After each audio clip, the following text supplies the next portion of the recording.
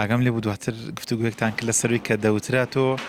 دەوری دڵدار و عاشق و شتت نەبینە لە دراماکان، بەڵام تۆ دوو نەخێ من لە درامای نامەکانی ئەشرەفا ڕۆڵێکی بەرچاوم گێڕاوە. چی دێ لەسەرم قسەیە؟ بڕواکە نامەکانی ئەشرف کە کاک تاها خەلیل یادی بەخێر بێت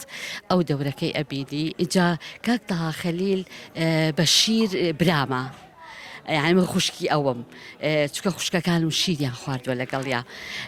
دوای هەری هێرا تو خواشتی وا هەبوو برا عاشقکە لەگەڵ خوشکی خۆیە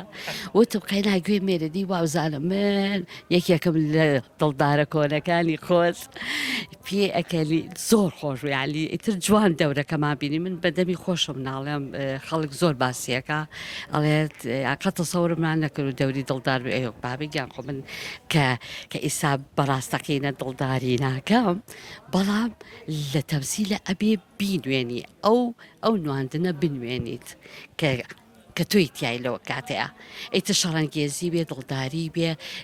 بڵێ ژنێکی پیر بێ ژنێکی هار بێ ژنێکی لەسەرخۆ بێ قەسوو بێ بووک بێ هەچیە بێت تۆ ئەبێت یعنی ئامادە باشی خۆت هەبێ بۆ ئەوەی کە ئەو ڕۆڵە ببینیت. لەکراوە تۆ جارێکی دیکە دەوری عاشق و دڵدار ببینیت؟ بۆ خواجارێنە وڵا داوایان لێ نەکردنەوە زۆریش حەزەکەم چکە من یعنی ئەتوانم ئەو دەورە ببینم هەموو دەورێک ئەتوانم ببینم بەڵام ئیتر بەداخەوە ئەتای سەپیان نەوتونەوەڵ سپاس دەکەم بژی.